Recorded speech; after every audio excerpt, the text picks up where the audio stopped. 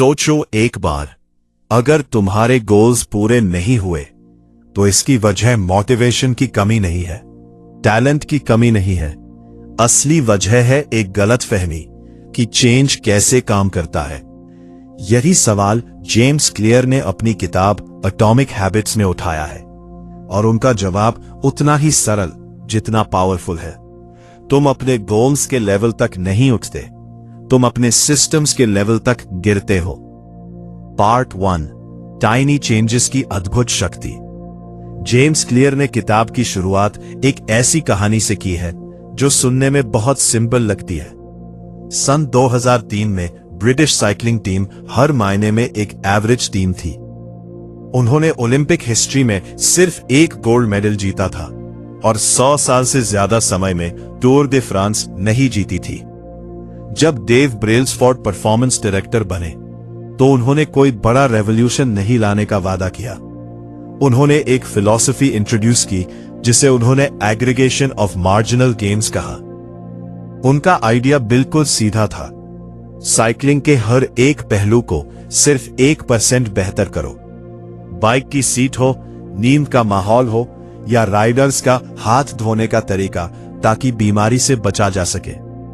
ये सारी छोटी छोटी इंप्रूवमेंट्स मिलकर कुछ एक्स्ट्रॉर्डिनरी बना देती है।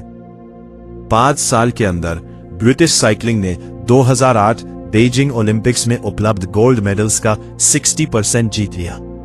एक दशक के भीतर उन्होंने कई बार टूर दे फ्रांस भी जीता। हर रोज 1% बेहतर होना कुछ खास नहीं लगता, लेकिन हर रोज 1% बेहतर होते रहो पूरे 1 साल तक, तो तुम शुरुआत से 37 गुना बेहतर हो जाते हो।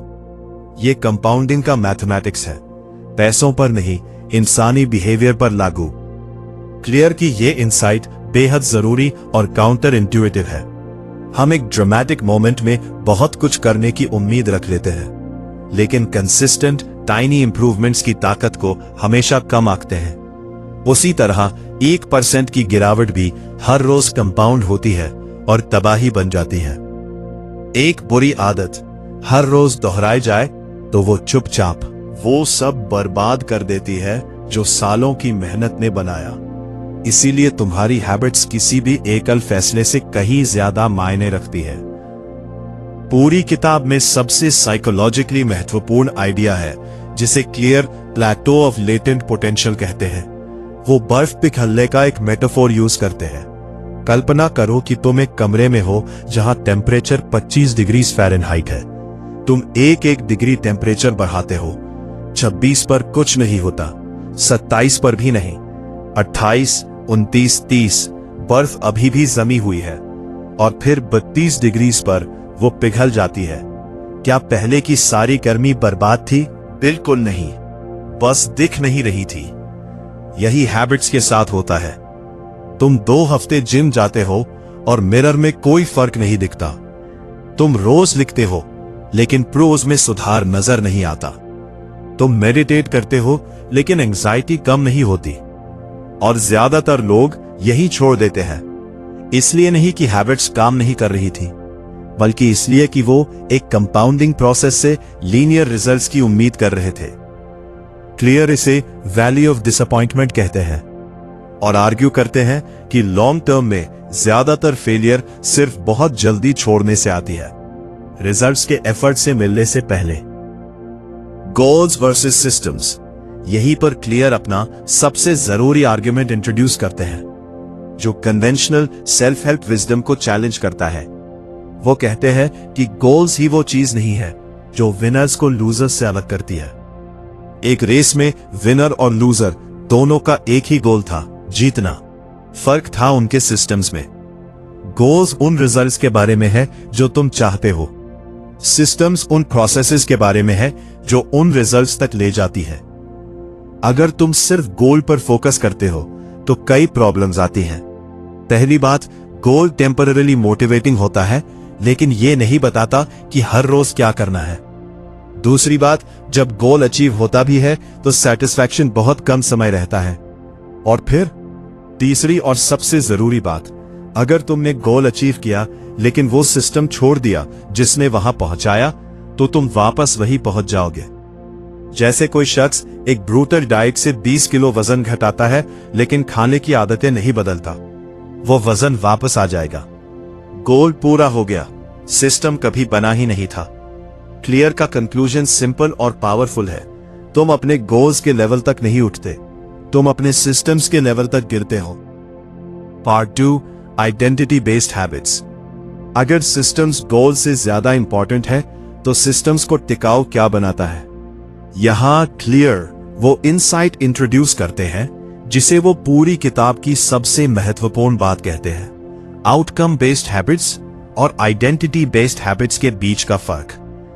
ज्यादातर लोग अपना बिहेवियर बदलने की कोशिश इस बात पर फोकस करके करते हैं कि वो क्या अचीव करना चाहते हैं।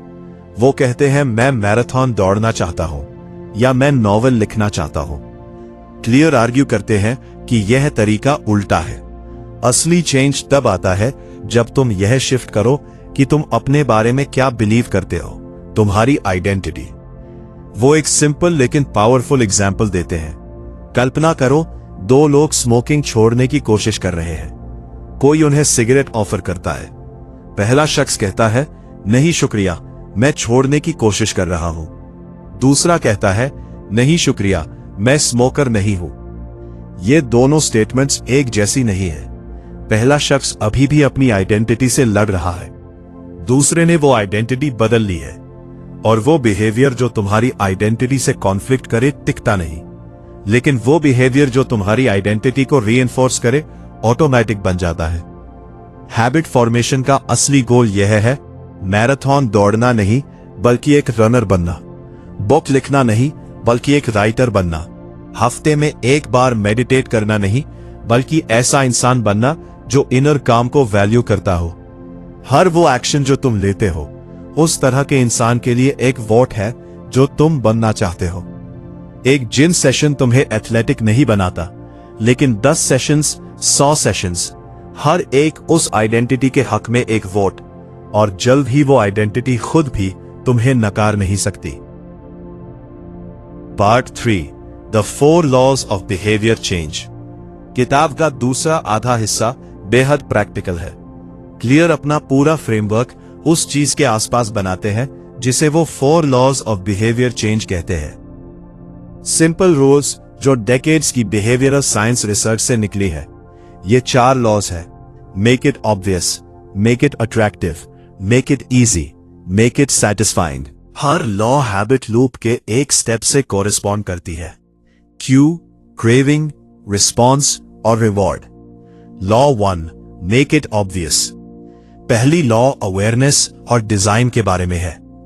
हमारी ज्यादातर हैबिट्स ऑटो पायलट पर चलती हैं। हम जागते ही फोन उठाने का कॉन्शियस फैसला नहीं करते, बस करते हैं क्योंकि फोन दिख रहा है, चार्ज है, नाइट स्टैंड पर रखा है। क्लियर आर्ग्यू करते हैं कि एनवायरनमेंट वो इनविजिबल हैंड है जो हमारे ज्यादातर बिहेवियर को शेप करती है। वो एक कॉन्सेप्ट इंट्रोड्यूस करते हैं जिसे इंप्लीमेंटेशन इंटेंशन कहते हैं। पहले से तय करने की प्रैक्टिस कि हैबिट कब और कहां परफॉर्म करोगे।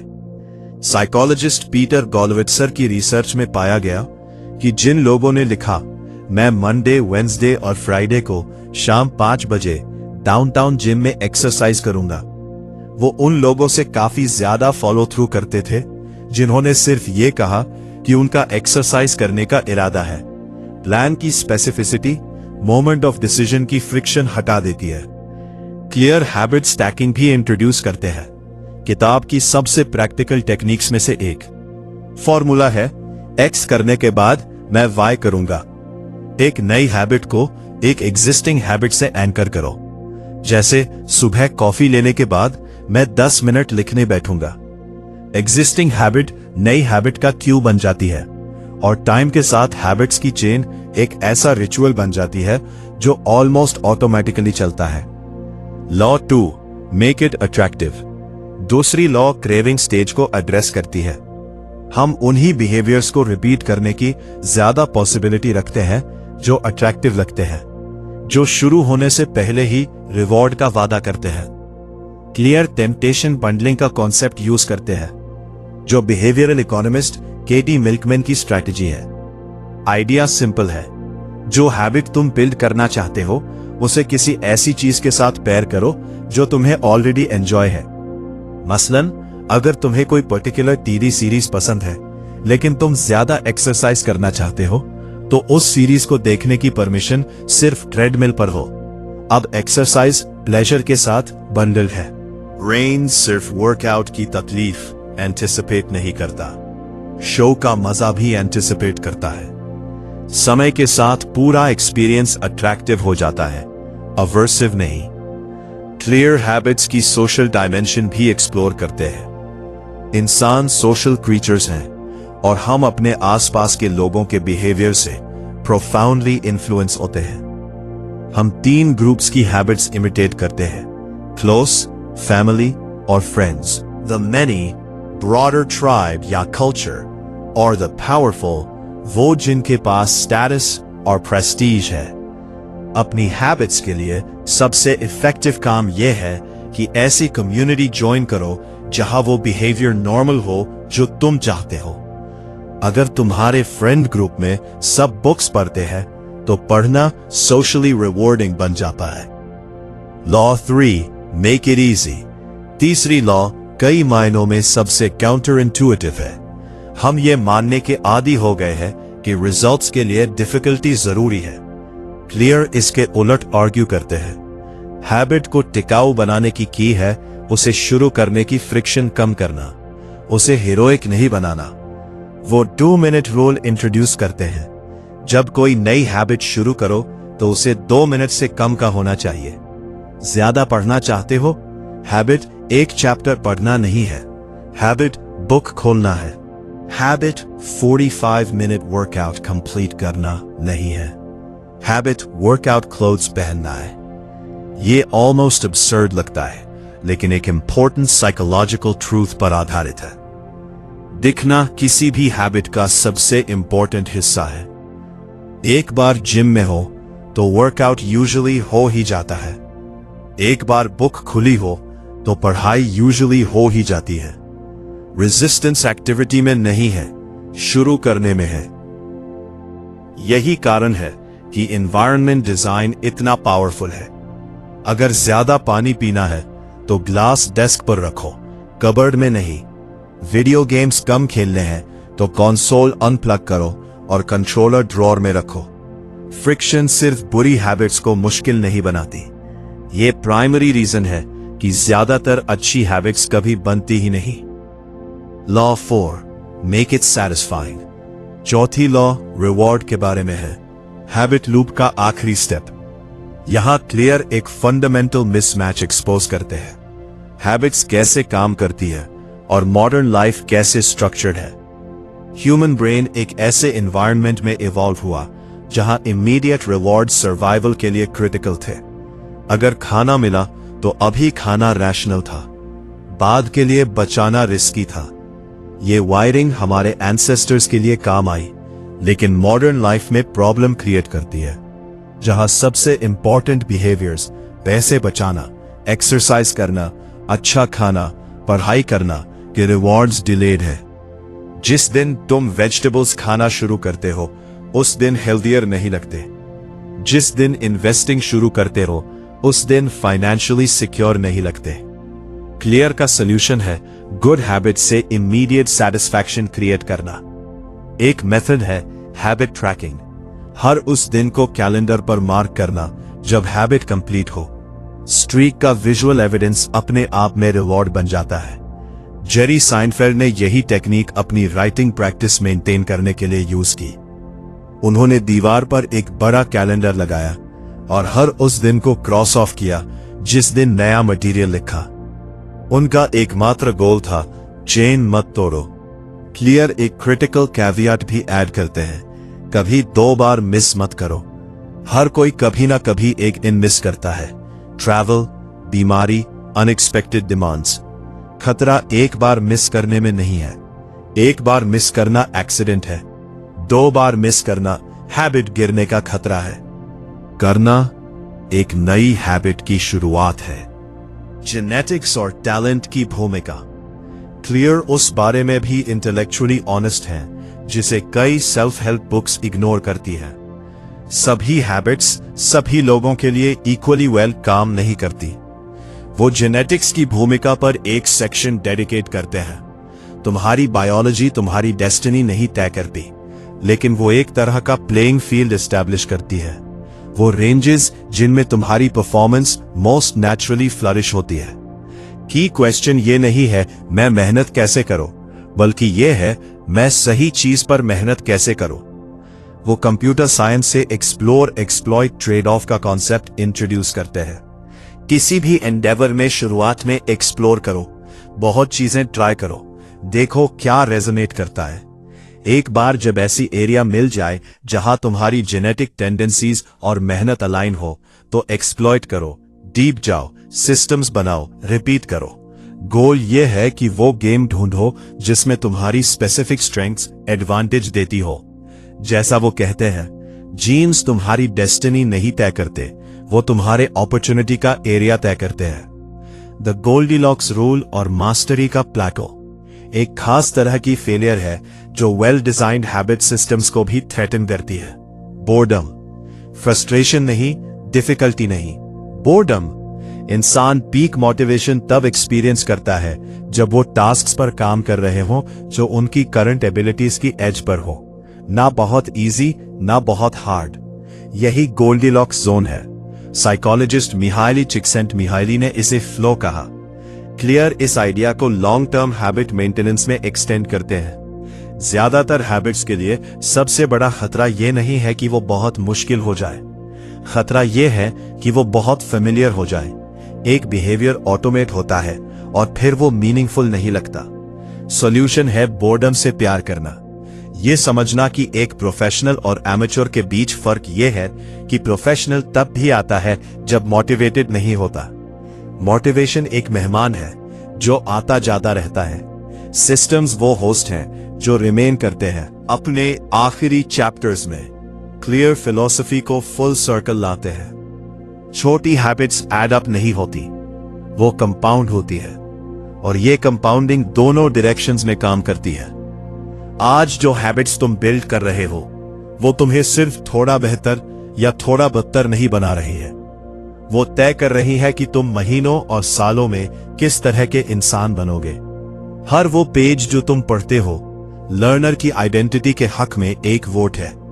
हर वर्कआउट उस इंसान की आइडेंटिटी के हक में वोट है जो अपनी हेल्थ को वैल्यू करता है। हर बार जब तुम एक मुश्किल इंसान के साथ पेशेंस से पेश आते हो, वो उस इंसान की आइडेंटिटी के हक में वोट है जो इमोशनल इंटेलिजेंस से काम करता है। क्लियर एक ऐसी बात के साथ कंक्लूड करते हैं जो सोबरिंग भी है और डीपली होपफुल भी। तुम्हें अपनी कंपटीशन से 2 गुना बेहतर होने की जरूरत नहीं है, ब्रेक थ्रू की जरूरत नहीं है, ज्यादा विल पावर की जरूरत नहीं है। तुम्हें चाहिए 1% इंप्रूवमेंट रिपीटेड। तुम्हें चाहिए एक सिस्टम, कोई विश नहीं। तुम्हें चाहिए गुड बिहेवियर्स को ऑब्वियस, अट्रैक्टिव, इजी और सेटिस्फाइंग बनाना, और बैड बिहेवियर्स को इनविजिबल, अनअट्रैक्टिव, डिफिकल्ट और अनसैटिस्फाइंग।